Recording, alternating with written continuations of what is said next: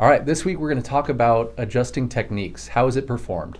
So when we do an adjustment, we prefer here to use a hands-on approach. So that's the classic chiropractic, we're going to adjust your neck, we're going to adjust your back. We use an impulse with our hands to create motion in the spine, and that leads to that cracking noise that we like.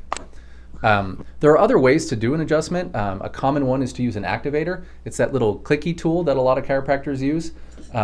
Using that creates that same force through the joint. It's a much more low impact version. It's very good with children and our elderly population who just can't handle the force of a normal adjustment. As I said, in this office we prefer manual adjusting. There are better research outcomes with that. Most of the research done on adjustments is done with the hands-on approach, and we are just more comfortable doing it here. Therefore, we're going to get better outcomes. If you're better at it, you're going to get better with it. So our favorite thing to do is do our palpation, which is our assessment. When we feel a spine, we are looking for the shared ranges of motion, and when we find an area that's not moving correctly, we know that's a spot that needs to be adjusted.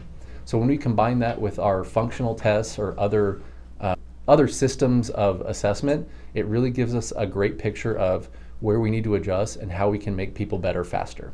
What we're looking for with our palpation is, in school we would call it a block of cheese versus a block of wood.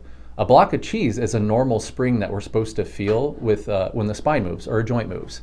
The block of wood is that very, very stiff segment that when we get to it, you automatically feel it, it's not moving correctly. And it's something we've been trained to do really well, and that's our bread and butter when it comes to treatment. As I said before, functional tests and movement screens are something that gives us information. When we do an assessment, when we're moving your body, when we're looking at things, everything we're doing is to gather information.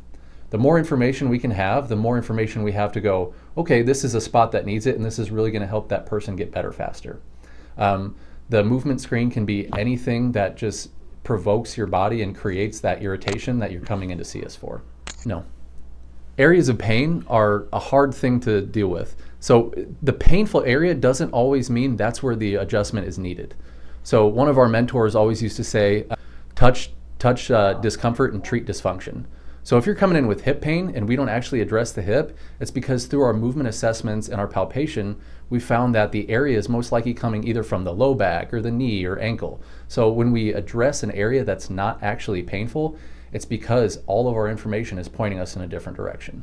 It can be part of the situation, but it's very unlikely that the painful area is part of the solution if we decide that that's not part of the spine we need to adjust.